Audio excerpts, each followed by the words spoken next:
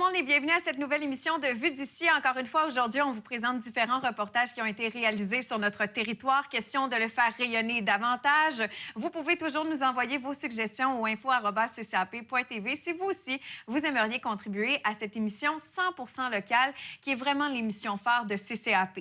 Sans plus attendre, nous allons aller rejoindre Camille pour parler de son premier reportage. Alors, un reportage qui a été réalisé dans la ville de Stoneham et Tewksbury. Camille, on s'est intéressé finalement à un nouveau projet qui a vu le jour sur le territoire. Oui, en effet, Mélissa, je me suis déplacée pour aller rencontrer M. Mathieu Larochelle, qui a décidé de transformer le club de golf de Stoneham en piste de ski de fond pour l'hiver. Comme on pourra voir dans le reportage, plein de bénévoles ont décidé de mettre la main à la pâte pour permettre aux citoyens de skier gratuitement tout l'hiver. Donc, vraiment une belle initiative. Je vous laisse regarder le reportage. Merci beaucoup, Camille. Et pour être allé faire un tour du côté de la piste de ski de fond, c'est vraiment magnifique et surtout apprécié des gens qui y vont et qui s'initient à ce sport très populaire cet hiver. Aujourd'hui, j'ai la chance de rencontrer M. Mathieu Larochelle, un résident de Stoneham, mais également un représentant Salomon, qui a pris l'initiative de tracer des pistes de ski de fond sur le club de golf Stoneham. Aujourd'hui, plusieurs bénévoles sont ici pour installer les cartes des sentiers, mais également pour présenter les partenaires de ce beau projet. Parlez-nous un peu de votre beau projet qui prend forme là, sur le club du golf Stoneham. C'est un projet que ça fait quand même quelques années que je pense en arrière de ma tête et de dire, bon, il faut créer quelque chose pour la communauté. Je suis dans le domaine, moi, évidemment, du ski de fond. Puis je suis rentré sur le comité sportif. En fait, contre l'année passée, je leur ai présenté un projet, mais je pensais pas que ça allait se réaliser aussi rapidement. Aujourd'hui, c'est comme la vraie ouverture. Donc, on a commencé ça, nous autres, en décembre, à en parler. J'ai rencontré Marc Morancy, le propriétaire du golf, juste en revenant des fêtes. Puis, en fin de compte, on a eu un accord avec lui d'opérer sur son terrain. Puis là, ça a déboulé. Donc, on a acheté la machinerie, on a acheté plein de choses. Puis, j'ai commencé à faire des tests. Là, plusieurs personnes voulaient aussi donner un coup de main à ça, parce qu'évidemment, là, c'est super pour la communauté. J'ai une équipe de bénévoles, mais c'est moi qui va damer. Donc, vous voyez la machine à l'arrière.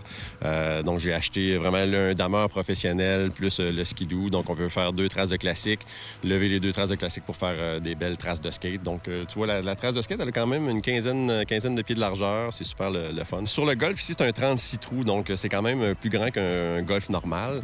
On a environ 15 km total, environ un 12 km de classique, puis une boucle de 3 km environ de skate. Qui sont les gens ici qui vous aident à pouvoir offrir ce service gratuit là, à tous?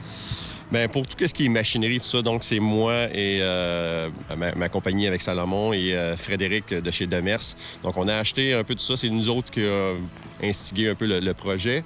Puis dans les partenaires qu'on a, évidemment, Marc Morancy avec le golf. On a Denis Poulain qui nous déneige le stationnement. Impression Couleur qui a tout fait nos affiches. La ville de Stoneham aussi qui participe, qui m'a aidé un petit peu budgétaire, ça c'est sûr et certain, c'est très apprécié. Et on a une super collaboration avec La Souche. Quel est ce beau projet là, qui prend de plus en plus forme avec la microbrasserie La Souche? On a décidé de créer une bière, donc je suis allé rencontrer les propriétaires, puis on a décidé en fin de compte de créer la fondeur. Donc c'est une super bière, une nano IPA, 2,5 d'alcool. C'est une bière d'après-ski, là. Ils ont même poussé la note d'aller ajouter des minéraux, donc de l'électrolyte dans la bière. C'est vraiment une bière de sportif. Donc, Mathieu, avec le surfaceur là, que vous utilisez pour tracer les pistes de ski de fond, les conditions sont comment ici? Bien, c'est sûr que je passe pas tous les jours, là. C'est fait bénévolement, évidemment. Donc, c'est sûr que avant le week-end, je vais faire le réseau en entier. Je vais souvent essayer d'élargir la piste de skate le plus que je peux. Puis, je vais y aller 1 fois ou 2 dans la semaine. Donc, c'est à peu près 3 fois. Puis, c'est sûr que dès qu'il va tomber de la neige, je vais essayer de passer le plus souvent. C'est assez impressionnant dans la région là, d'avoir cette qualité de piste-là. Puis le niveau de difficulté, quand même, n'est pas trop dur pour quelqu'un qui veut débuter. Les conditions sont excellentes. Évidemment, ça dépend plus de la météo, en fait, mais les gens qui s'occupent de l'entretien des pistes font vraiment du beau travail. On essaie de cohabiter aussi avec les motoneigistes. On a mis des belles petites pancartes avis aux motoneigistes. On essaie de cohabiter sur le territoire. C'est sûr qu'eux autres, ils viennent ici sur le terrain de golf depuis nombreuses années. On va leur faire des beaux petits passages. On demande aussi qu'ils passent à 90 degrés s'ils doivent se rendre dans quelque part. Mais évidemment, on passe sur le côté de la plupart des trous. Donc, ils ont, je te dirais, le reste du territoire quand même pour s'amuser. Faut pas oublier que c'est un terrain privé que Marc nous prête. En théorie, les motoneigistes n'auraient pas le droit. Là, il donne un accès privilégié quand même, puis je pense que c'est bien aussi pour la communauté. Ceux qui viennent avec leurs chiens, de ne pas piler dans les pistes de ski, ça c'est sûr et certain. Non dans les traces et surtout aussi, c'est bien beau, là, la piste de skate est large, c'est super le fun, mais on va leur créer des corridors pour qu'ils puissent marcher puis profiter aussi du terrain exceptionnel du terrain de golf. Monsieur Lachance, c'est vous qui avez créé le site web pour l'événement ici? Effectivement, oui. Bien, en fait, c'est pas juste pour l'événement, c'est pour tout le réseau de sentiers. C'est une façon de transporter l'information pour les gens, puis d'avoir un accès rapide pour tout ce qui est les cartes, puis les nouvelles aussi des sentiers. Et qu'est-ce qu'on peut y retrouver exactement sur ce site web? Bien, en plus des cartes du sentier qu'on peut retrouver, on va avoir toutes les nouvelles qu'on veut intégrer là-dedans. La liste de partenaires aussi est intégrée là-dedans, les notions pour ce qui est du COVID, tout ce qui est pour les accès motoneige aussi, qui sont retrouvés là-dessus. Puis on a aussi une section contribution, si les gens veulent faire une contribution volontaire pour la participation, pour payer l'essence, puis les pancartes, ces choses-là, c'est des choses qu'on va retrouver sur le site web. Là. Bien évidemment, on a une super belle collaboration avec la souche, donc avec la bière La Fondeur, mais qu'est-ce qui est le fun, c'est qu'on a eu la permission aussi de passer les pistes très près, en fin de compte, de la souche. Donc, hors pandémie, sur l'heure du dîner, on va aller chercher un petit snack, une petite bière La Fondeur. Et là, ils ont construit une belle érablière aussi, en fin de compte, cet automne. Fait que, qui sait, peut-être un petit tir de ski de fond, ça serait très, très plaisant. Donc, on est en train de regarder plein de petits projets comme ça avec eux autres. Ça a été un plaisir de rencontrer Mathieu Larochelle. On vous souhaite une belle saison de ski et on remercie les bénévoles pour leur temps pour ce beau projet. Je vous laisse sur une gorgée d'une belle bière d'après-ski.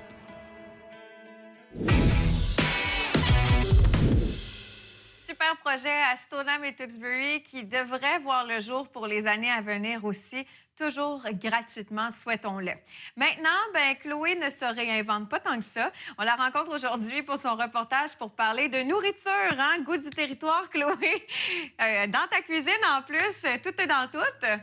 Et voilà, j'ai eu la chance de m'entretenir avec Jean-Étienne Poirier, qui est anthropologue à la base. Donc, c'est un gars qui a des connaissances infinies. Il a créé Forêt Vive chez lui avec ses enfants. Le but, c'est de faire de l'agriculture pour se nourrir, finalement. Et là, il va, grâce à ce projet-là, donner de la formation, partager ses connaissances à ceux qui veulent faire de la sériculture. Génial, merci beaucoup. Peut-être que vous avez aussi déjà rencontré Jean-Étienne au cégep. Il m'a enseigné. J'ai hâte de voir ce reportage de Chloé. Bon visionnement. Je suis avec Jean-Étienne Poirier, celui qui est derrière le projet Forêt Vive à Stoneham et Tewksbury. Ça va bien? Ça va très bien, Chloé, toi-même? Ben oui, je suis vraiment contente de te parler parce que j'ai eu la chance de découvrir ton projet Forêt Vive avec l'émission Mange local. Et là, il y a d'autres projets qui s'en viennent pour toi. Mais d'abord, ceux qui connaissent pas justement Forêt Vive, qu'est-ce que c'est exactement? Bien, Forêt Vive, c'est une petite initiative familiale, c'est-à-dire que nous, on a une sucrerie qu'on a bâtie là, en 2016 en l'honneur du 70e anniversaire de mon père. Donc, on a bâti cette petite sucrerie-là. Puis les enfants avaient envie d'aller au bout du trip, puis de vendre des produits d'érable au marché. Puis à l'époque, ma fille qui avait 15 ans était très motivée, là, puis il y avait son idole dans l'édition Un chef à la cabane, l'émission Un chef à la cabane, qui faisait Gabriel, qui faisait des pâtisseries. Puis aujourd'hui, ça nous amène à une autre étape, là, qui est celle pour laquelle tu me sollicites aujourd'hui. Alors, Forêt Vive, c'est ça, c'est une sucrerie, puis ça va se mettre en action dans quelques semaines parce que c'est bientôt le temps des sucres, puis ça nous branche pas mal. Vous avez aussi un grand jardin avec toutes sortes de légumes. Vous êtes pratiquement autosuffisant et même du houblon pour la souche, entre autres. Mais là, on parle de ce projet, le goût du territoire. Qu'est-ce que c'est? Ça a l'air vraiment trippant comme projet. Bien, en fait, c'est ça, le site internet legoûtduterritoire.com. L'idée est venue au début, c'est parce qu'on a fait une conférence le printemps dernier sur le développement potentiel de la sériculture. Il faut savoir une chose, puis je vais commencer par là, c'est qu'on est dans une MRC où il y a en ce moment 43 000-ish entailles en exploitation. Il y a un potentiel de 2,3 millions d'entailles, 1,9 million facilement accessibles le long des chemins publics. Quand la pandémie est arrivée, on était bien triste parce que nous, on voulait organiser une foire agroforestière. Notre conférence a tellement bien marché le printemps dernier. Il y a 150 personnes qui sont venues dans la chapelle de Tewksbury, un endroit où les gens viennent et connaissent s'ils font de la moto l'automne. Mais à part de ça, c'est pas un centre d'attraction. Alors, on a eu un beau succès là. On s'est dit, on va refaire une foire, un peu dans l'esprit des grandes fêtes agricoles pour faire connaître notre région. La pandémie arrive, oublie ça, les foires. Alors, on a créé un site Internet avec l'aide de la Société de développement, ici, là, la SDE, Société de développement économique de la MRC. Et la mission vraiment du site, c'est il y a un petit peu de texte, mais il y a surtout des reportages vidéo. Et ces reportages vidéo-là, l'objectif, c'est vraiment de valoriser, de mobiliser vraiment les acteurs du milieu agroforestier. Et puis, pour la population en général de la MRC, d'apprendre à connaître un peu ce monde-là, parce que dans l'année qu'on vient de vivre, là, tout le monde s'est dit qu'il voulait manger plus local. Toi-même, tu as dirigé une super belle série là, à CCAP, c'est fantastique. Manger local, ça veut d'abord dire apprendre à vivre ensemble, les fermes, les citoyens. Et nous, on croit que s'il y a un dialogue, s'il y a une présentation, si on fait connaître ces réalités-là, bien, les gens ont plus de patience, ils ont envie d'apprendre à se connaître. Alors, c'est ça notre initiative. Et le dernier aspect du site, c'est un aspect aussi d'accompagnement où on a un incubateur de projets. Les gens peuvent nous solliciter et on essaie de faire des maillages. C'est le fun d'avoir quelqu'un qui nous aide un peu à arrimer les choses. Jean-Étienne, si je viens de la ville, mais que ça m'a toujours fasciné le milieu, justement, de la production acéricole, comment je fonctionne? Je vais sur le site Le Goût du territoire, mais c'est quoi les premières étapes? Est-ce que c'est possible d'avoir aucune connaissance puis de créer sa propre érablière? Alors oui, c'est possible de partir de rien. Moi, j'invite les gens, on a une belle série de capsules qui commence dès la première semaine de mars sur le site Internet. Ça va être diffusé aussi sur nos réseaux sociaux. Vous pouvez chercher Le Goût du territoire sur Facebook. Et il y a différentes capsules qui vont justement vulgariser beaucoup de choses en rapport avec notre terroir, avec notre territoire à nous, puis avec la façon dont on peut faire les sucres ici. Et je pense à une capsule, entre autres, où on va aller chez différents producteurs de différentes grosseurs, au lac Beauport, à différents endroits. Et il y a mon plus jeune, Alexis, qui a 10 ans, que tu as rencontré dans le cadre de ton reportage cet été, là, qui est un éleveur de volailles. Oui. Lui, il ambitionne de faire les sucres par lui-même pour montrer aux gens comment on peut faire ça à la chaudière, avec un rond à induction, un petit setup simple. Alors, lui, il va être mon exemple, mon illustration pour les familles qui voudraient commencer très simplement, de manière sécuritaire, avoir du fun. Puis, il y a vraiment beaucoup de plaisir à tirer de ça. On peut avoir 3-4 arbres sur notre terrain, des érables évidemment, et puis avoir quand même beaucoup de plaisir. Puis, tu sais, encore une fois, s'il y a une année où on se penche un peu sur le fun qu'on peut avoir autour de soi, c'en est une. On va inviter les gens à visiter le site Internet legoûtduterritoire.com et visiter la page Facebook également. On vous souhaite un bon succès avec ce beau projet-là. Plein d'acteurs impliqués, dont la Souche qui va offrir aussi des certificats cadeaux pour se procurer de la bière tout le mois de mars. Alors, ça se passe sur votre page Facebook. Merci beaucoup. Merci beaucoup, Chloé. Merci. Dans le reportage de Chloé, on a eu des suggestions pour la relâche et on va dans la même lignée avec le reportage qui a été réalisé par Marie-Frédérique. Tu as rencontré l'organisation du saisonnier pour parler des différentes activités. Effectivement, en fait, j'ai rencontré Jean-Philippe Lehu, qui est directeur général au saisonnier et qu'on appelle chaleureusement sur le territoire le CESO. Et il nous a parlé des belles activités à faire durant la semaine de relâche, mais surtout toutes les interventions, en fait, ou toutes les choses qui ont été mises en place pour s'assurer de la sécurité des enfants aussi avec les nouvelles mesures. Fait que j'avouerais que même moi, j'ai le goût d'être enfant et de foncer au CESO pour les activités. Donc, je vous invite à y aller et écouter le reportage. Sans plus attendre, visionnons-le. Je suis présentement avec Jean-Philippe Lehu, qui est directeur général du saisonnier, aussi qu'on aime appeler amicalement le CESO. On veut savoir tout d'abord, si tu pouvais nous décrire les 12 derniers mois en 3 mots, quels seraient-ils? En 3 mots, il y a eu beaucoup d'actions. Pas évident de dire ça en 3 mots, mais si j'avais peut-être 3 mots à mentionner, peut-être l'audace dans les 12 derniers mois, les opportunités et un travail d'équipe. J'ai dépassé un peu le 3 mots, mais en 3 mots, là, c'est environ ça. C'est parfait. Puis, si tu avais des défis à nous mentionner que vous avez relevés, ça a été quoi, là, justement, ces plus gros défis-là?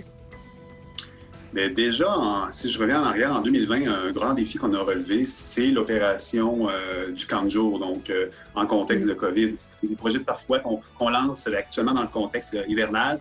On a besoin de l'appui de la population, de la participation de la population, donc c'est des bons défis à venir. Puis justement, pour rassurer les parents, quelles sont les mesures qui ont été mises en place, autant sur l'offre hivernale, printanière, automne et pour les camps de jour aussi l'été? En fait, toujours dans le contexte de la COVID, l'année passée, on a pu appliquer toutes les mesures nécessaires au niveau de la distanciation, au niveau des infections et tout. Donc, on prévoit une sorte de routine identique pour l'été prochain, que ce soit bulle familiale, désinfection de l'équipement et tout. Donc, le volet sécuritaire est très important pour le centre de plein air de saisonnier. Clairement. Puis, quelles sont vos plus grandes réussites un peu de cette année, puis des défis qui ont été relevés?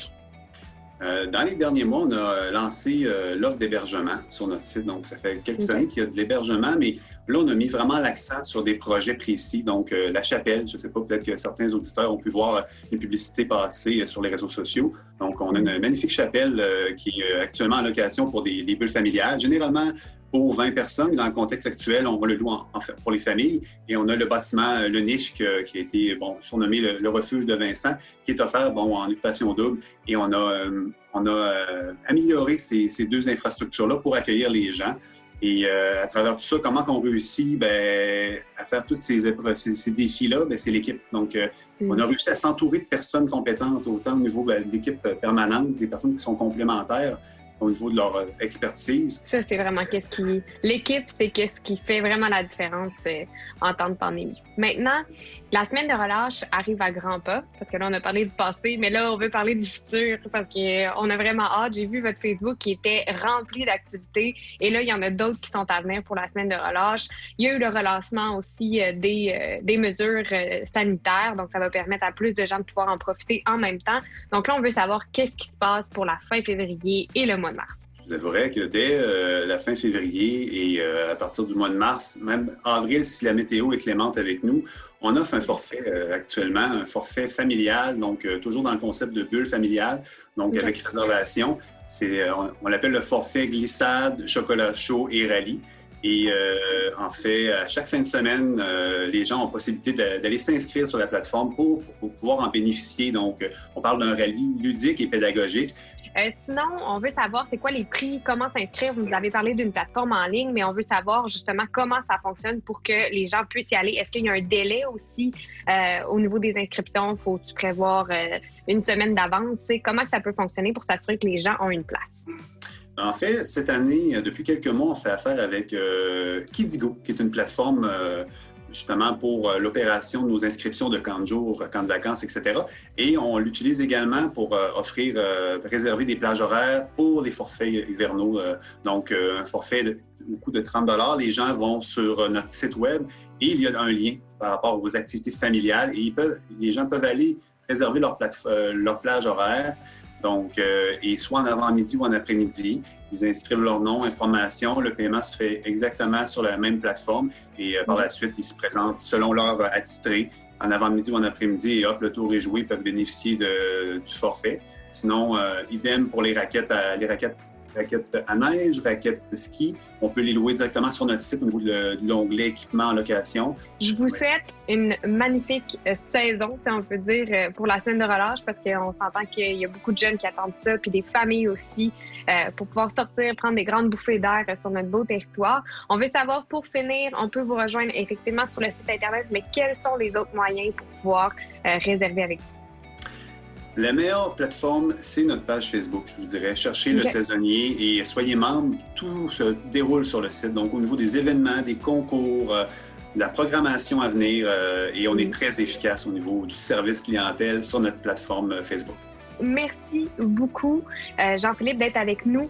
On est super content d'avoir eu cette entrevue-là et on souhaite aux gens, en fait, une belle semaine de relâche, puis surtout d'aller vous visiter sur votre page Facebook, d'aller aimer et aussi d'aller visiter votre site web. Merci.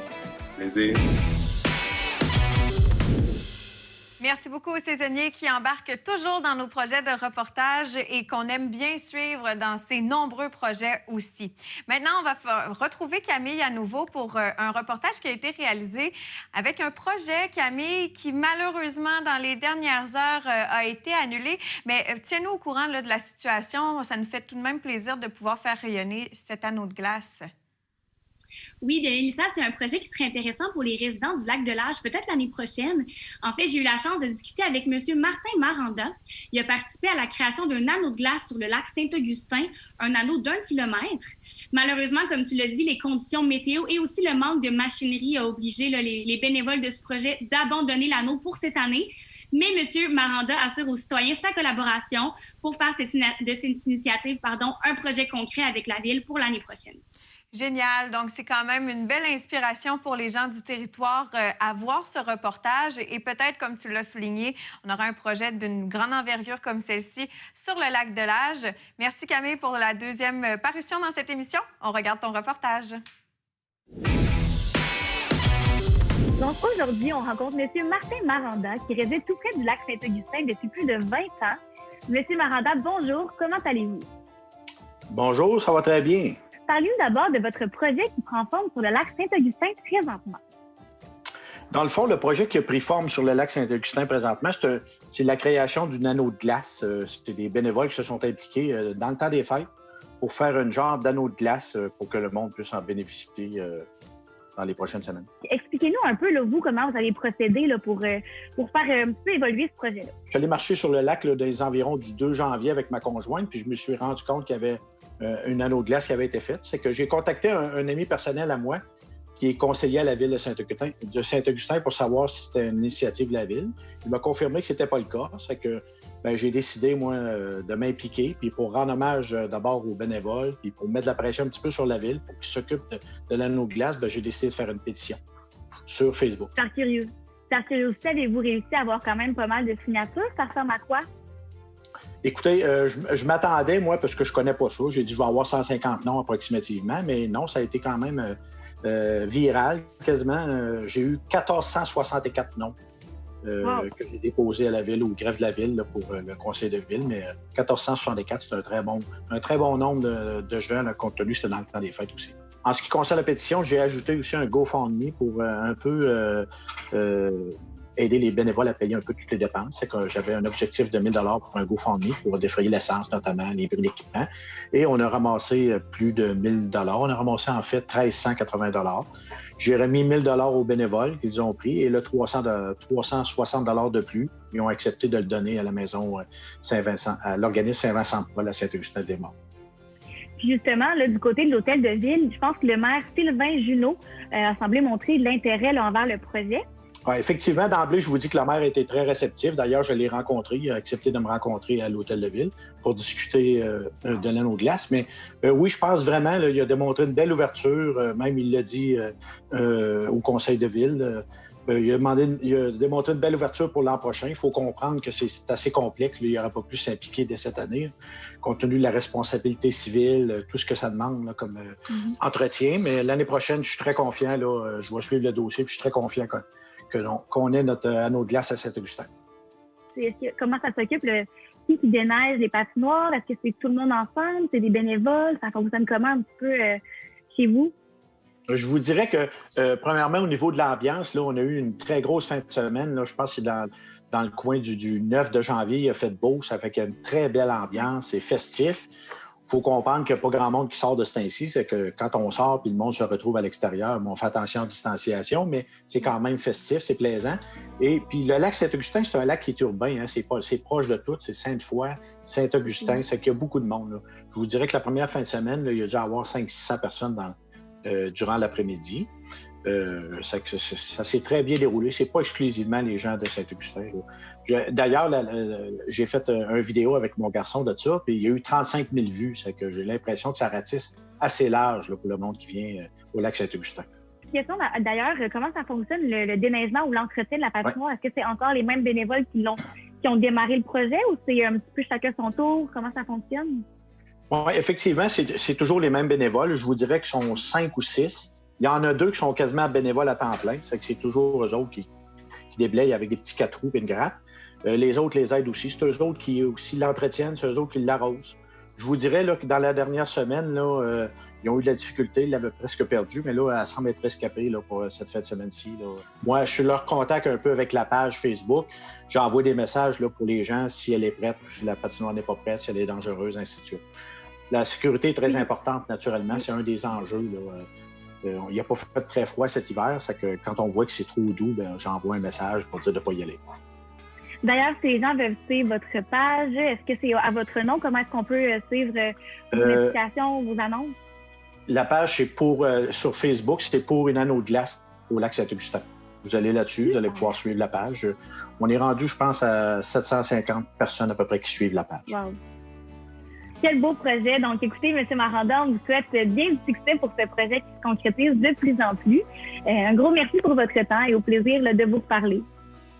Parfait, merci beaucoup. C'est ainsi que se termine la présentation des 4 reportages de la semaine pour Vue d'ici. La semaine prochaine, je vous retrouve en vous présentant un topo qui a été réalisé avec Andréane Rochette, aussi connue sous le nom de Yogi Nomade, qui donne des cours au privé de yoga et aussi de stand-up paddleboard. Elle a tout récemment lancé une boutique en ligne et vous pourrez en découvrir davantage en écoutant cette prochaine émission de Vue d'ici. Si vous êtes intéressé à revisionner l'épisode, rendez-vous sur notre chaîne YouTube ou encore consultez notre site Internet, le www.ccap.tv. Et n'oubliez pas qu'il est possible aussi de nous suivre sur Facebook. À très bientôt pour une autre émission de Vue d'ici sur les ondes de CCAP.tv. Bonne semaine!